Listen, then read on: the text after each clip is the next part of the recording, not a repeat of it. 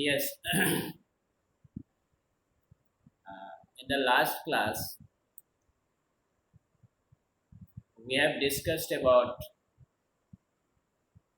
galvanometer and conversion of galvanometer into ammeter and voltmeter, as well as we have discussed about the difference between ammeter and voltmeter, galvanometer. Now, we are going to discuss the third section of this chapter, that is magnetic effect of current. In this section we will discuss about the cyclotron and most important law called Ampere circuital law, and then magnetic field due to a straight solenoid and magnetic field due to toroid. After that this chapter will be finished. So let us discuss about the topics. The first topic that we have to discuss in this chapter is cyclotron. As we have seen that moving charge particle produce magnetic field around it.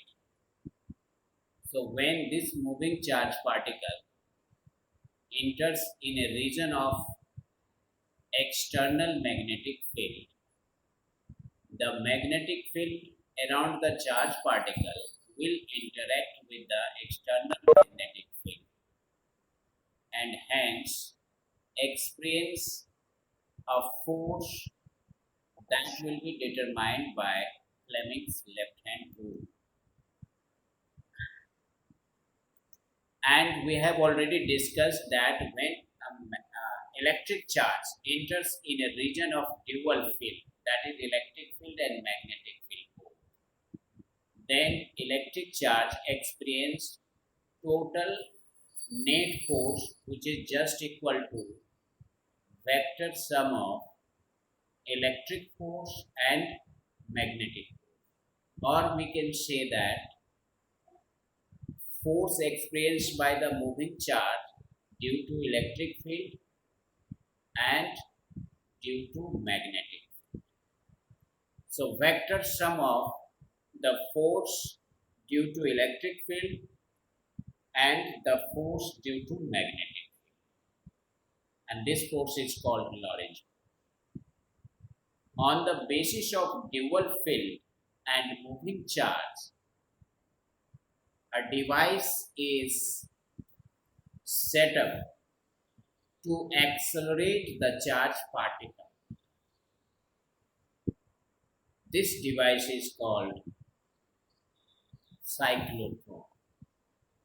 So we can define cyclotron is a machine or a device which is used to accelerate or impart kinetic energy to a charged particle, and this device is based on the concept of dual field, electric field and magnetic field. Both fields are mutually perpendicular to each other, and here electric field alternately changes its direction because charge particle follows circular path. So after completing one cycle, charge particle repeats its motion. So in every cycle, charge particle get accelerated twice, and hence kinetic energy of the charge particle continuously go on increasing, and ultimately the charge particle will comes out of the chamber of the cyclotron to hit the target. So right now we have learned that what is cyclotron, and we will discuss about its design and its work. So try to understand. A cyclotron consists of a D-shaped metallic hollow chamber placed in between the poles of permanent magnet. Say here it is north pole of permanent magnet, and here it is south pole of permanent magnet, and in between the two poles a metallic chamber, hollow D-shaped metallic chamber is placed there, and these two chambers are connected with high frequency oscillator, AC oscillator. You can see alternating electric field is connected to the metallic chamber, and magnetic field is perpendicular to the plane of the metallic chamber. You see that in between the gap of the two D's shaped chamber, two D shaped chamber D1 and D2, electric field will be directed for half cycle in the direction from D1 chamber to D2 chamber, and next half cycle its polarity will get reversed, that is from D2 to D1. So this electric field every time push the charge particle in the direction of electric field or in opposite direction of electric field, depending on whether charge particle is positive or negative. Now what's the job of magnetic field? As charge particle moves in the gap from chamber D1 to chamber D2, magnetic field act perpendicular to direction of motion of the charge particle. That's why the magnetic force act in the direction perpendicular to the motion of the charge particle. That's why charge particle obeys circular trajectory in the D-shaped chamber that you can see here. Charge particle starts moving, positive charge particle starts moving from here, and because of magnetic force, because of electric force, it is pushed into chamber D2, and due to magnetic force, trajectory of the charge particle becomes circular like this.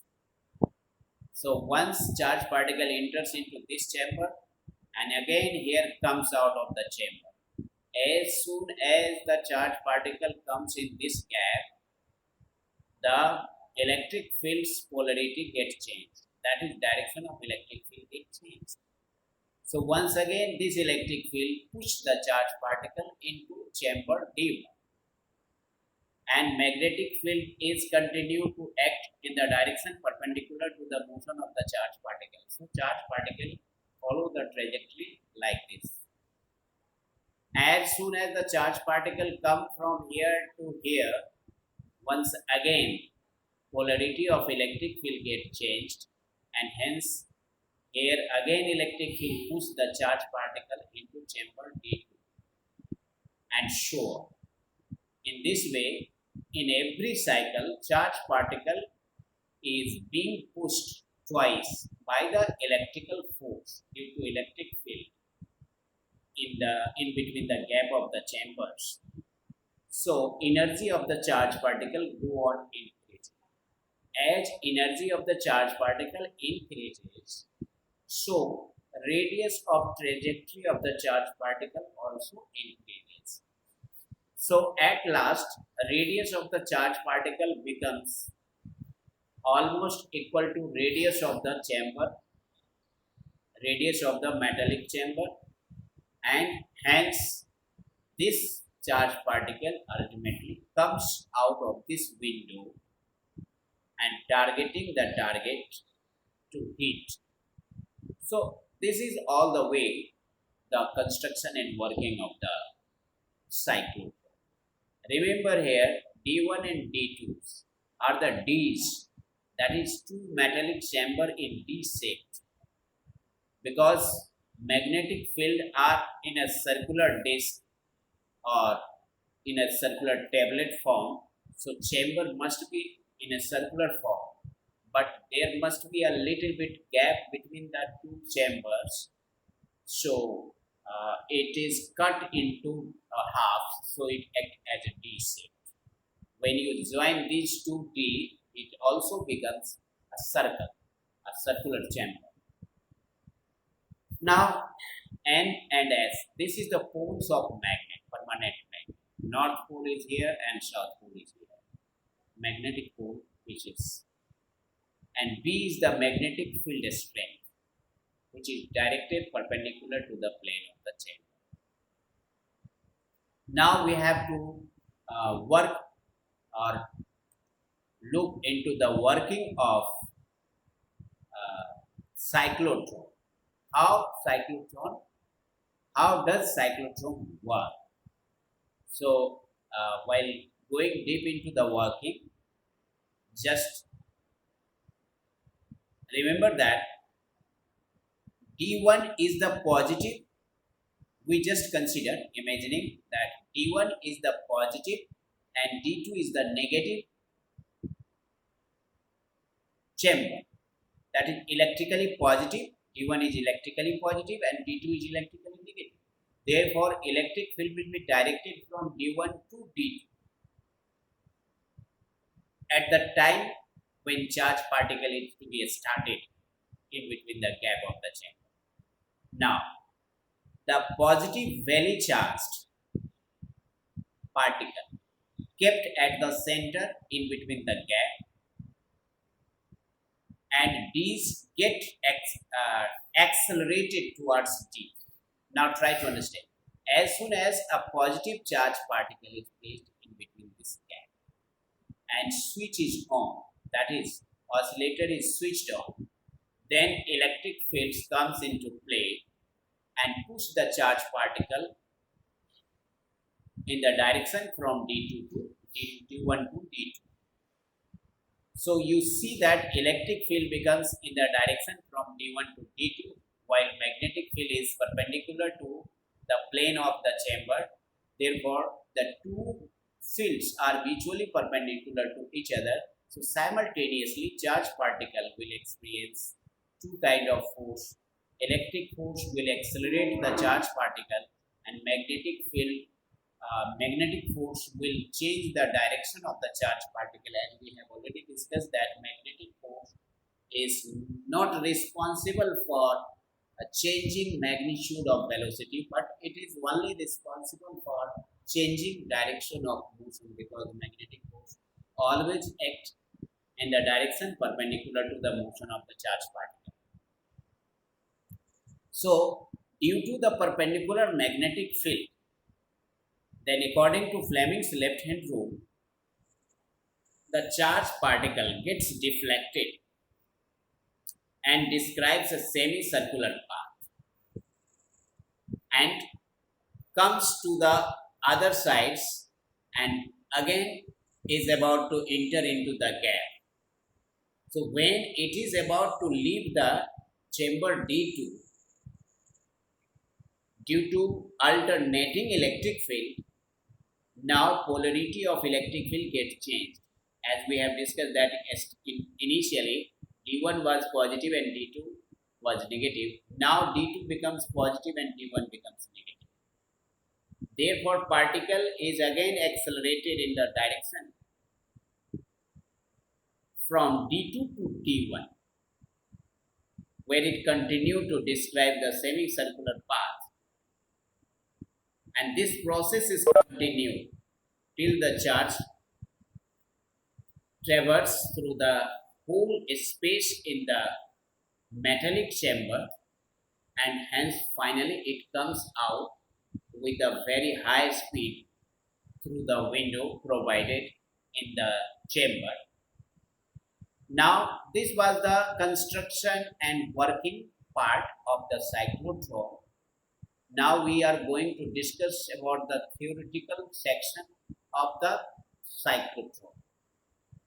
So far we have remembered that charged particle follow the circular trajectory inside the D-shaped chamber as soon as the oscillator is switched on.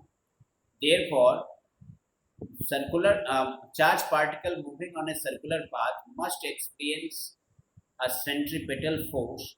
So here you see that centripetal force mv square by r, and from where this centripetal force comes into play, this centripetal force comes into play because of the magnetic field and hence magnetic force. You see that magnetic force and velocity of the charged particle is perpendicular to each other.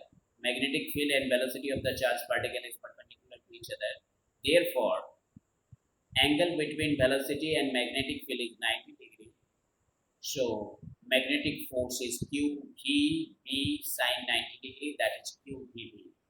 So, this magnetic force and centripetal force counterbalance each other. Therefore, V equal to PQR upon M, where R is the radius of the trajectory of the charged particle and M is the mass of the charged particle. Q is the charge on the charged particle and V is the velocity on the path of the V is the velocity of the charged particle, and R is the radius of the trajectory of the charged particle, and V is the magnetic field.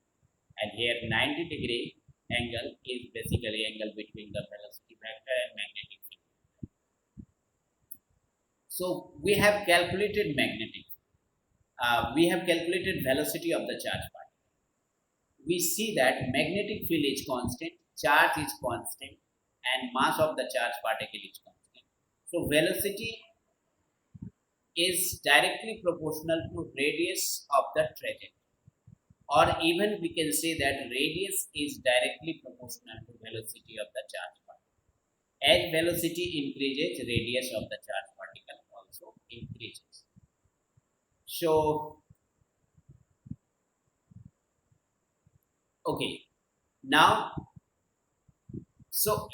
as we see that in every cycle, charged particle being accelerated twice by the electric field, that's why its velocity increases twice in every cycle, and hence radius of trajectory of the charged particle increases twice in every cycle. So there is possibility that charged particle will come out of the chamber of the cyclotron when its radius of the trajectory becomes just greater than the radius of the chamber. So say this is equation 1. Now take out the time period of cyclotron. If t is the time taken by the charge to describe the semicircular path inside the D-shaped chamber, then distance traveled by the charged particle in one chamber, in D-shaped chamber, that is in semicircular path. So distance is pi r, and the speed of the charged particle is v. Therefore, time equal to distance by speed. Distance upon speed. So pi r divided by v. Therefore, putting the value of v from this equation here in this equation, you will get that time to complete semicircular path is pi m upon bq, because r will be cancelled out. So we see here that time period of revolution of the charged particle in half cycle is pi m by BQ. So in order to calculate the total time to complete whole cycle, we just multiply by the 2 or twice of this time period. That is, T is the time period of the high frequency oscillator. That is frequency with which the electric field change its polarity. Then for the resonance means what? The frequency of revolution of the charged particle, or as well as frequency of the oscillator becomes equal. That situation is called resonance situation. So in that situation, time period is just equal to twice of small t, because small t is the time taken by the charged particle to complete semicircular distance. Because in one D-shaped chamber, path travel is semicircular. So in order to complete whole circular path, it must be twice. That's why time period to complete one revolution by the charged particle inside the D-shaped chamber T1 and T2 is 2 pi m upon dq. Here we see that time period of the charged particle is independent of radius of the path and also independent of electric field. It depends on magnetic field only and also on charge. So time period depends directly on the mass of the charged particle and inversely on the magnetic field and charge on the charged particle. So we have calculated time period. Now we have to calculate frequency of the cyclotron. This is the time period of the cyclotron. If one asks you what is time period of the cyclotron, you must say that time taken by the charged particle to complete one revolution in the metallic chamber of the cyclotron is called time period of the cyclotron. And time period of the cyclotron is independent of radius of trajectory or D-shaped chamber, radius of the D-shaped chamber of the cyclotron. Now we have to calculate frequency of the cyclotron.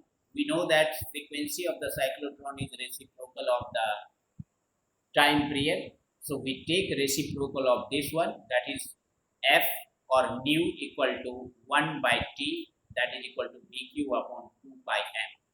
So if f is the frequency of the high frequency oscillator, or even we can say cyclotron frequency, then frequency is just equal to dq by 2m. So here frequency is directly proportional to magnetic field and directly proportional to charge, inversely proportional to mass.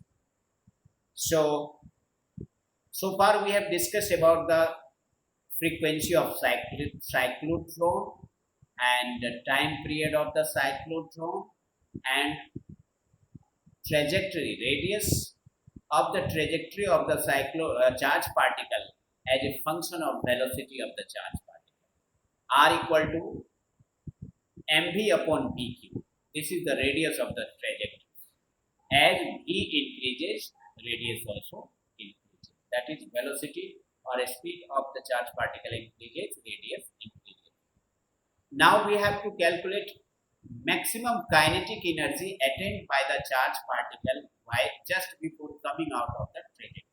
So maximum kinetic energy means that we have to take maximum radius of the trajectory of the charged particle is just equal to radius of the metallic chamber of the cyclotron. So here we know that kinetic energy of the charged particle equal to half mv square, and we know here from this expression v equal to bq r upon m. So placing this value of v in this expression, bq r upon m, that is half into v square, q square, r square upon m. So because this m square and this m will cancel out from here.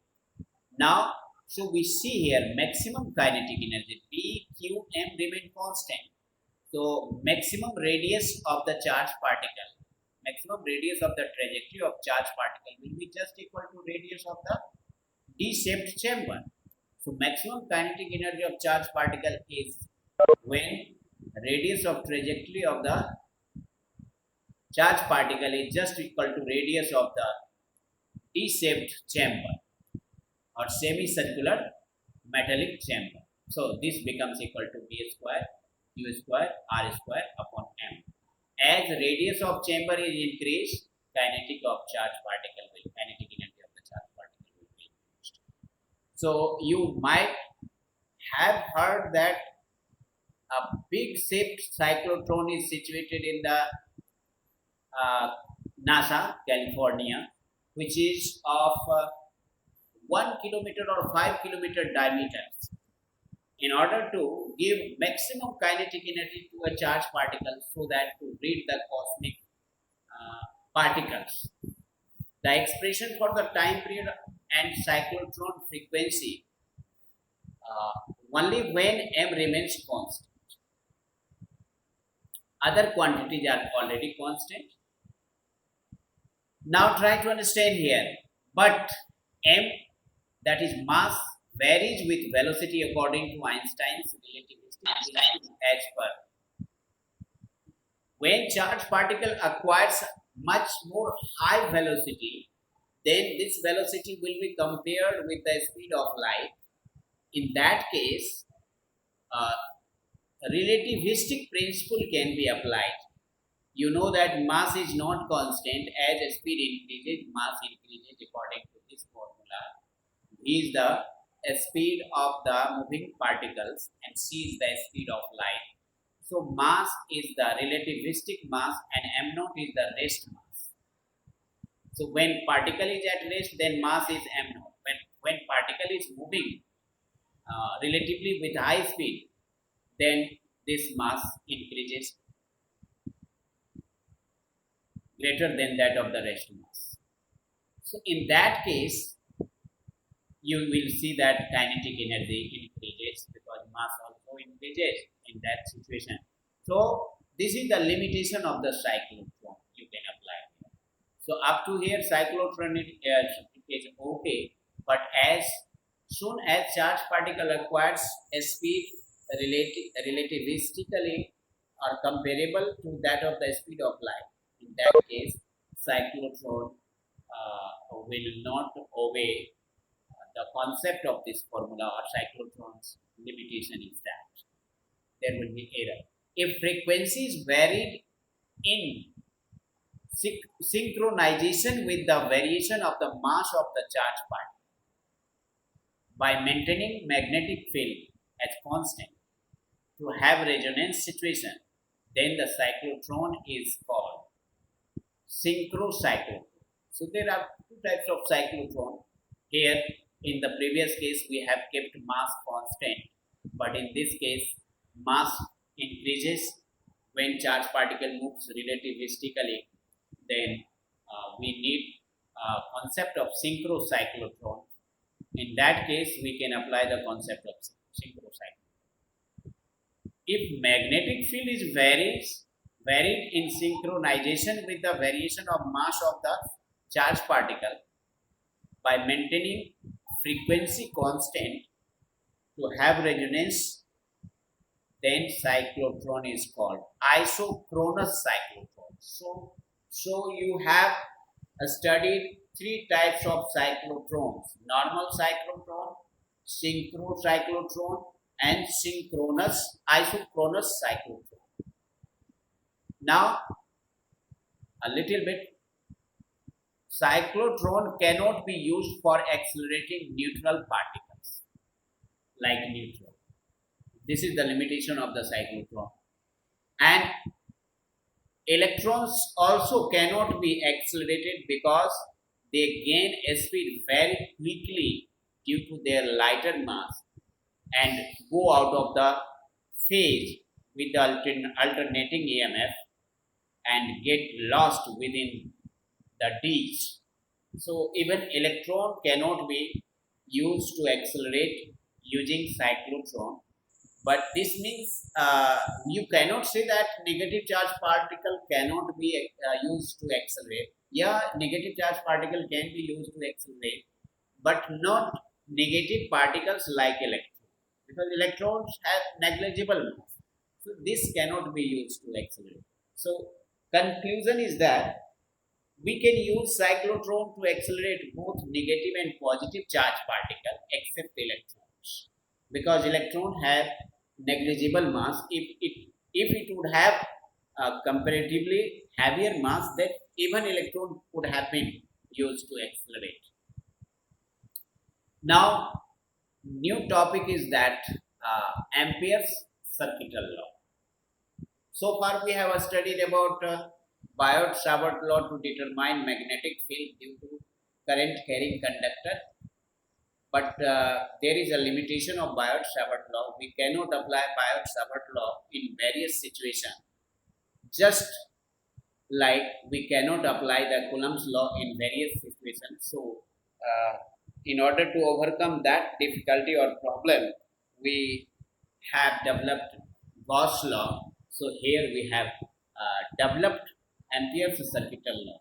Ampere gave this circuital law to determine magnetic field conveniently in comparison to rigorous method applied in case of Biot-Savart law. So here just we have to understand the statements. According to Ampere's circuital law, line integral of magnetic field for a closed curve is just equal to mu naught times the net current enclosed or threading through the area bounded by the curve. This is the statement. Mathematically, Ampere's circuital law can be expressed as line integral of magnetic field. Line integral means B dot dl, a scalar product of magnetic field factor and length, elementary length or displacement factor. So B dot line integral of B dot dl equal to mu naught times the current enclosed. So here only single current I is enclosed by this curve lines. Therefore, line integral of magnetic field around this curve must be equal to mu naught times the current enclosed by. So this was the statement, and now we have to prove this statement. So try to understand. We take one of the curve, that is magnetic field line around this conductor, and take here. Conductor is passing perpendicular to the plane of this figure, and you see radius r or distance r from the current carrying conductor makes an angle of 90 degree with the elementary length of the curve dl. So now we apply line integral, that is B dot dl, that is angle between magnetic field and dl is here 0 degree, because magnetic field is in this direction and dl is also in this direction, so angle is 0 degree. So we have B dl and we take out B, because r is constant, so magnetic field remains constant everywhere on this curve. So B is constant, so we can take it out from the integral sign. So only dl is to be integrated. So when dl is integrated over the whole curve, closed curve, its value will be ranges from 0 to 2 pi r. So after integration, dl converted into 2 pi r, so B into 2 pi r. But so far we know that magnetic field due to a straight current carrying conductor at a distance r is given as mu naught I divided by 2 pi r. In the previous section we have learned. So placing this value here, this is the value of magnetic field, mu naught I upon 2 pi r into this 2 pi r. So get cancel out, so only we get mu naught I. So this is true. This is the Ampere's circuital law. Now, magnetic field at the center of a straight solenoid. using Ampere's circuital law, we can determine, because we cannot determine magnetic field due to solenoid using Biot-Savart law. You feel a difficult part is there, but using Ampere's circuital law, you can easily find out magnetic field due to solenoid. So you see here, this is the solenoid. So in this region, current appears to be coming out of the plane of the figure, coming out of the plane of the figure. So it is denoted by dot dot dot. So magnetic field line is here anti-clockwise, anti-clockwise, anti-clockwise, anti-clockwise, anti-clockwise, and here it will be clockwise, because electric current enters into the plane of the figure, Now we draw an Amperian loop that encloses this current carrying conductor. So this figure PQRS is an Amperian loop, just like a Gaussian surface. Gaussian surface was an imaginary surface. Here Amperian loop is an imaginary closed curve that encloses the given current carrying conductor. So here this closed curve encloses the current carrying conductor. This. So we find out magnetic field line along this curve. So you will find out magnetic field along this line, then this line, then this line, and then this line. So first of all, we have to prove that line integral of magnetic field B dot dl equal to mu naught I know. You know well from Ampere's circuital law. But for Ampere's loop, Amperian loop is here PQRS. So we divide this loop in 4 parts. First part is PQ, then QR, and then RS, and then SP.